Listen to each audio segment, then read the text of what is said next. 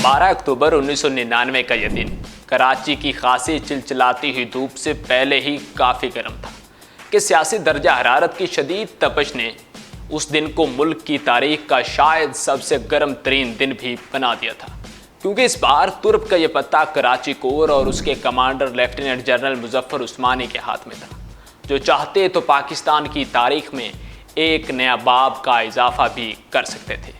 Pakistan television ने जब ये इत्तला नशर की कि वज़ीर-ए-आज़म नवाज शरीफ ने chief of army staff general Musharraf को रिटायर्ड करके जनरल ज़ियाउद्दीन भट्ट को ये मनसब सौंप दिया है, तो पाकिस्तान के आवाम और ख़ास तौर पर मुल्क के तूलो अर्ज़ में फैली हुई बहुत सी फौजी छावनियों में सनसनी की लहर दौड़ गई और सीनियर फौजी अफसरान एक दूसरे से राब्ते में मसरूफ़ हो गए कि अब क्या करना है। इस मौके पर की जाने वाली टेलीफोन की चंद कॉल्स ऐसी हैं जिन्होंने हालात को वाज़े रुख देने में अहम किरदार अदा किया था।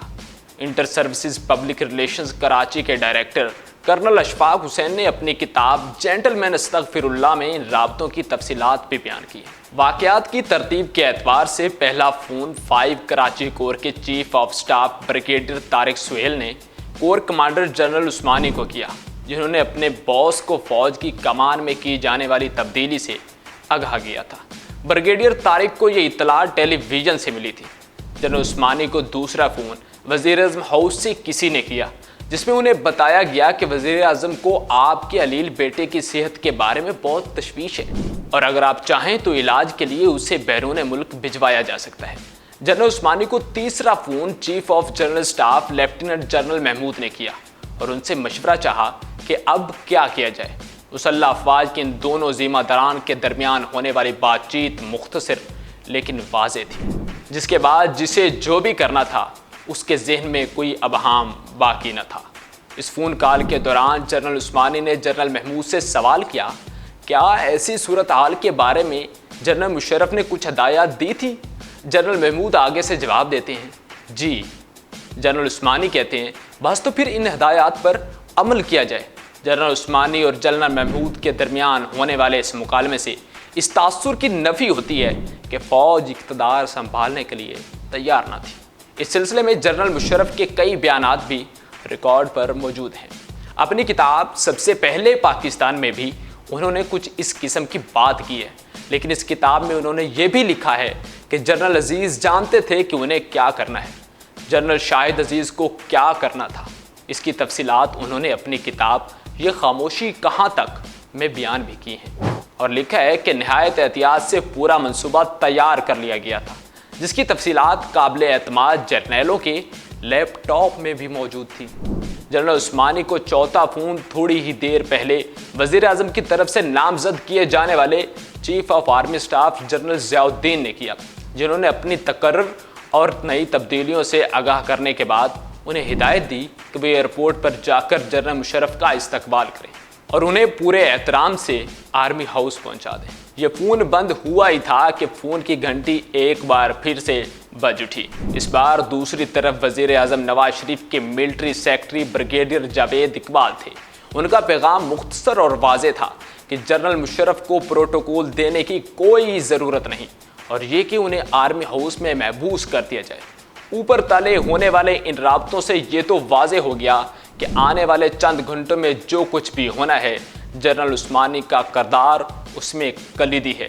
लेकिन एक ही वक्त में मुतज़ाद इत्तलात, हिदायत और ख्वाहिशात के हजूम में खुद जनरल उस्मानी के जहन में उस वक्त क्या हलचल मच रही होगी, उसका जिक्र किताब में नहीं मिलता। अलबत्ता वो एक मुख्तसर जुमला जो उन्होंने जनरल महमूद से कहा था उनके जहन को समझने में मदद देता है, यानी जनरल मुशर्रफ की हिदायत पर अमल दरामद ही होगा। लेकिन ऐसा महसूस होता है कि कराची के बरक्स रावलपिंडी में लोगों का जहन अभी वाज़े नहीं था, वो ख़ास तौर पर जनरल महमूद का, जो जनरल मुशर्रफ के कराची में उतरने और इनके मुकद्दर के फैसले के इंतज़ार में थे। यही वजह रही होगी कि जनरल उस्मानी ने जनरल महमूद से सवाल किया कि उन्होंने अपनी तरफ क्या इक़दाम किए हैं, तो उन्होंने नफ़ी में जवाब दिया। लेकिन जब उन्हें यकीन आ गया कि जनरल उस्मानी मुकम्मल तौर पर जनरल मुशर्रफ के साथ हैं और हरकत में आ चुके हैं, तो वो भी मुतहर्रिक हो गए। नवाज शरीफ ने 12 अक्टूबर को जनरल परवेज़ मुशर्रफ को मुलाजमत से बरतरफ करके उस वक्त के ISI chief lieutenant general Ziauddin Bhatt को नया आर्मी चीफ मुकर्रर कर दिया। परवेज मुशर्रफ श्रीलंका के दौरे पर थे और यहाँ वज़ीर आज़म हाउस में नए आर्मी चीफ को बैच लगाने के लिए तकरीबात का इनेकाद किया जा रहा था, लेकिन यकदम काया पलट गई। फौजी जवान वज़ीर आज़म हाउस का आहनी दरवाज़ा फलांग कर अंदर दाखिल हुए और तकरीब में शरीक लेफ्टिनेंट जनरल अजीज़ खान के हुक्म पर नवाज शरीफ, शहबाज शरीफ, जनरल ज़ियाउद्दीन भट्ट और दीगर हुकूमती शख्सियात को गिरफ्तार कर लिया। लेकिन सवाल ये है कि जनरल परवेज़ मुशर्रफ और नवाज शरीफ के दरमियान ये चपकलश शुरू कहाँ से हुई थी? क्या वजह थी कि नवाज शरीफ ने जनरल मुशर्रफ को आर्मी चीफ के ओहदे से बरतरफ कर दिया था और फिर बरतरफ होने की बजाय जनरल मुशर्रफ ने आइन मुअत्तल करके एक हुकूमत का तख्ता उलट दिया था? नवाज शरीफ ने अपनी किताब गद्दार कौन शरीफ की कहानी उनकी ज़बानी में ये दावा किया है कि उन्हें वज़ीर आज़म की हैसियत से कारगिल ऑपरेशन के बारे में एतमाद में नहीं लिया गया था और उन्हें इस ऑपरेशन के बारे में उस वक्त के इंडियन वज़ीर आज़म अटल बिहारी वाजपेयी से मालूम हुआ था। लेकिन परवेज़ मुशर्रफ इस बात को मानने से इनकार करते हैं। सदर मुशर्रफ कहते हैं कि नवाज शरीफ को 5 फरवरी 1999 में कश्मीर में केल सेक्टर के दौरे के दौरान कारगिल ऑपरेशन के बारे में जनरल महमूद, जिनको बाद में ISI के सरबराह के ओहदे पर तरक्की दी गई थी, उन्होंने ब्रीफिंग दी थी। जनरल मुशर्रफ ने एक अखबार में 3 तस्वीर भी शाया करवाई थी, जिनमें से एक में जनरल परवेज़ मुशर्रफ फौज के सरबराह की हैसियत से एक बर्फपोश इलाके में नवाज शरीफ का इस्तकबाल कर रहे हैं, जबकि दूसरी तस्वीर में वज़ीर आज़म को जनरल मुशर्रफ और राजा ज़फ़रुल हक की मौजूदगी में ब्रीफिंग दी जा रही है और एक और तस्वीर में नवाज शरीफ फौजी जवानों से खिताब कर रहे हैं और पस मंज़र में बर्फपोश पहाड़ नज़र आ रहे हैं। जनरल मुशर्रफ अपने एक इंटरव्यू में सवालिया अंदाज अपनाते हुए कहते हैं कि अगर वज़ीर आज़म को आगाह नहीं किया गया था तो फिर सख्त बर्फबारी के मौसम में उन्हें कश्मीर में केल सेक्टर में अगले मोर्चों का दौरा क्यों करवाया जा रहा था। अपने इसी इंटरव्यू में वो मज़ीद कहते हैं कि अगर कोई वज़ीर आज़म ये कहे कि इतने अहम ऑपरेशन के बारे में उन्हें इंडियन वज़ीर आज़म से इल्म हुआ तो इसका मतलब है कि वो वज़ीर आज़म के ओहदे का अहल ही नहीं था। नवाज और मुशर्रफ की चपकलश सिर्फ इसी बात पर नहीं थी, बल्कि 12 अक्टूबर 1999 को नवाज शरीफ ने जनरल इफ्तिखार से एक मुलाकात की और उनसे कहा कि आपको एक छोटा सा काम करना है। आपने एक नोटिफिकेशन जारी करना है जिसमें यह लिखना है कि जनरल मुशर्रफ को बरतरफ कर दिया गया है और उनकी जगह नए army chief general Ziauddin Bhatt को तैनात कर दिया गया है। जब जनरल इफ्तिखार ने इनसे जनरल मुशर्रफ को हटाने की वजह पूछी तो उन्होंने कहा कि वो मेरे यानी हुकूमत के ख़िलाफ़ बातें कर रहे हैं, जिसमें उनका इशारा चीनी सिफारत खाने में हुई बातचीत की तरफ था। उन्होंने कहा कि वो मेरे ख़िलाफ़ बातें करते फिर रहे हैं। उन्होंने हुकूमत पर तनकीद की है और कहा है कि अमन व अमान की सूरत-हाल बेहतर नहीं है। इसी तरह नवाज शरीफ ने अपनी नाराज़गी का इज़हार शुजाआबाद में किसानों से होने वाली एक तकरीर में भी किया था, जिसमें उन्होंने कहा था कि कुछ लोग मखसूस एजेंडे के तहत हुकूमत गिराना चाहते हैं, लेकिन हम धमकियों से डरने वाले नहीं हैं। इस तकरीर में भी ताकत के ऐवानों में जारी रसाकशी की तलखी नुमायां हुई। नवाज शरीफ, शहबाज शरीफ और जनरल ज़ियाउद्दीन भट्ट की गिरफ्तारी के बाद पाकिस्तान टेलीविज़न, रेडियो पाकिस्तान और दीगर अहम तंसीबात पर फौज तैनात कर दी गई थी। जनरल परवेज़ मुशर्रफ का तैयारा वापसी के लिए कोलंबो से परवाज़ कर चुका था। वज़ीर आज़म हाउस से कराची एयरपोर्ट कंट्रोलर को यह हिदायत दी गई थी कि किसी भी सूरत में परवेज़ मुशर्रफ के तैयारे को कराची एयरपोर्ट पर लैंड ना करने दिया जाए। एयर ट्रैफिक कंट्रोलर ने जहाज़ के कैप्टन से बात की और उन्हें सूरत हाल से आगाह कर दिया, जिस पर कैप्टन ने कहा कि जहाज़ में इतना फ्यूल ही नहीं है। वज़ीर आज़म की तरफ से दोबारा हिदायत जारी की गई कि जहाज़ को कहीं और लैंड करवाया जाए। उस वक्त करीब तरीन स्टेशन 3 थे, जिनमें एक नवाबशाह, एक कराची और एक इंडिया का शहर अहमदाबाद का एयरपोर्ट था। जब परवेज़ मुशर्रफ को इसके बारे में आगाह किया गया तो मुशर्रफ ने अहमदाबाद वाले ऑप्शन पर कहा, ऑन माई डेड बॉडी। इसी दौरान जनरल उस्मानी कराची एयरपोर्ट पहुंच गए। IG सिंध राना मकबूल और deputy inspector general police Akbar Arain वहां पहले से ही मौजूद थे और आपस में महवे गुफ्तगू थे। IG अपने नायब से कहते हैं, हमें एयरपोर्ट का कंट्रोल संभाल लेना चाहिए, लेकिन DIG आगे से जवाब देते हैं कि मेरा ख्याल है यह मुनासिब नहीं, क्योंकि फ़ौज के दस्ते यहाँ मौजूद हैं, इसलिए ख़तरा है कि कार्रवाई के दौरान कहीं इदारों के दरमियान तसादुम ना हो जाए। जनरल उस्मानी के कान में जैसे ही ये मुकालमा पड़ा वो खामोशी से वहाँ से हट गए। इसका मकसद शायद ये था कि पुलिस के आला हुकाम इसी तासुर में रहें कि फ़ौज की भारी तादाद यहाँ मौजूद है, हालांकि हकीकत इसके बिल्कुल बरक्स थी। اسی دوران انہوں نے general officer commanding major general Iftikhar سے فون پر رابطہ کر کے انہیں دستوں سمیت ایئرپورٹ پر جلد پہنچنے کی ہدایت کی۔ جنرل عثمانی ایئرپورٹ کے راستے میں بھی ایک بار رابطہ کر کے انہیں یہ ہدایت کر چکے تھے، لیکن ان کی ابھی تک یہاں آمد نہیں ہو سکی تھی۔ جنرل عثمانی جنرل افتخار سے بات کر کے فوری طور پر ایئر ٹریفک کنٹرول پہنچ گئے۔ اسی دوران جنرل افتخار بھی وہیں پہنچ گئے۔ ایئر ٹریفک کنٹرولر یوسف عباس نے جنرل افتخار کو بتایا کہ انہیں ہدایت کی گئی ہے کہ جہاز کا رخ نواب شاہ کی طرف موڑ دیا جائے۔ جنرل افتخار نے اپنا پستول نکال کر ان کی گردن پر رکھ دیا اور حکم دیا کہ وہ پائلٹ سے ان کی بات کروائیں۔ ایئر ٹریفک کنٹرولر نے جہاز کے کیپٹن سے بات کی اور انہیں دوبارہ صورتحال سے آگاہ کر دیا۔ جنرل افتخار کے اسٹاف افسر نے جنرل عثمانی کو نواب شاہ والی اطلاع فراہم کی تو انہوں نے نواب شاہ رابطہ کر کے متعلقہ یونٹ کو وہاں پہنچنے کی ہدایات جاری کر دی، لیکن وہاں متعین فوجی دستوں اور ایئرپورٹ کے درمیان فاصلہ زیادہ تھا، اس لیے ان کا وہاں بر وقت پہنچنا ممکن نہ تھا، جبکہ پولیس کی بھاری نفری نواب شاہ ایئرپورٹ پر پہلے سے موجود تھی، جس سے ہدایت تھی کہ جیسے ہی طیارہ اترے پرویز مشرف کو فوراً گرفتار کر لیا جائے۔ اس ہنگامی کیفیت میں فوری فیصلے کی ضرورت تھی، کیونکہ جہاز نواب شاہ پہنچتا تو جنرل مشرف کی گرفتاری بھی یقینی تھی، لہٰذا انہوں نے طیارے کا رخ کراچی کی طرف موڑنے کی ہدایت کی۔ اسی دوران میں انہوں نے جنرل مشرف کو کاک پٹ میں بلا کر انہیں بھی صورتحال سے آگاہ کر دیا اور انہیں تسلی دلائی کہ حالات کنٹرول میں ہیں۔ جنرل مشرف اور جنرل افتخار کے پرانے گھریلو تعلقات تھے، اسی لیے انہوں نے جنرل افتخار سے اپنے کتوں کے نام معلوم کر کے مزید تسلی کر لی کہ انہیں کہیں دھوکہ تو نہیں دیا جا رہا۔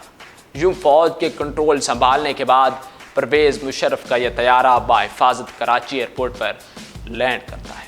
پرویز مشرف کا یہ طیارہ جب کراچی ایئرپورٹ پر لینڈ ہوا تو اس وقت طیارے میں صرف 700 سیکنڈ مزید پرواز کرنے کا فیول باقی تھا۔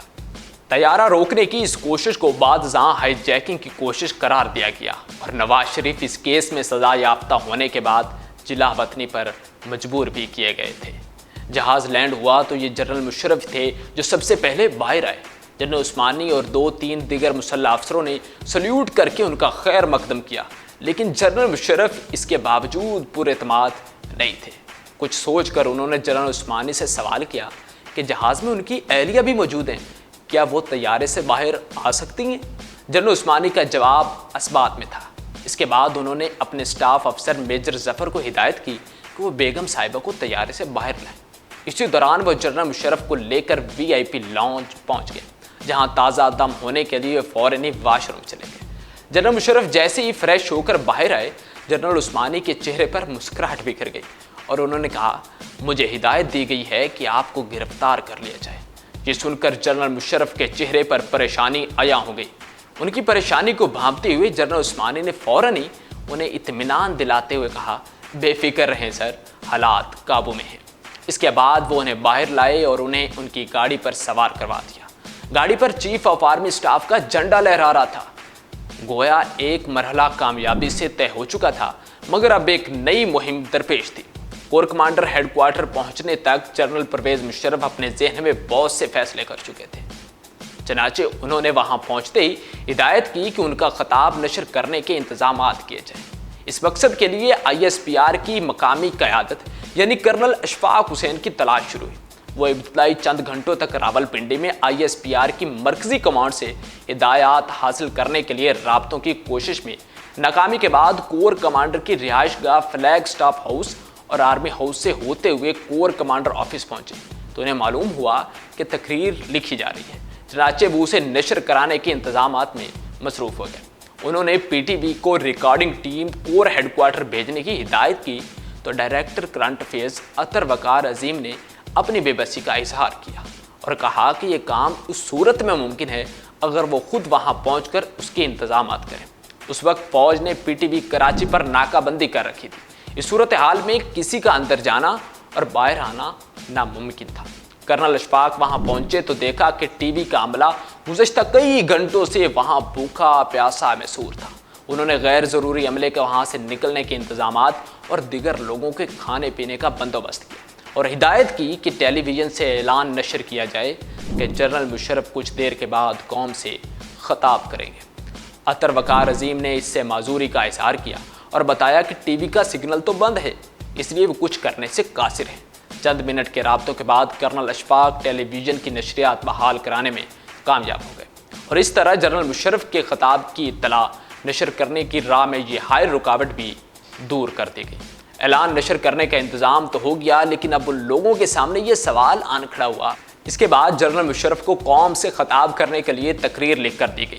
تقریر لکھنے والے فوج کے لوگ تھے، جو تقریر لکھنے کی بجائے تحریر لکھ دیتے تھے، اور عام عوام کو مخاطب کرنے کی بجائے ان کی تحریر سے ایسا لگتا تھا کہ وہ فوج کو مخاطب کر رہے ہیں۔ لیکن پرویز مشرف نے تو قوم سے خطاب کرنا تھا۔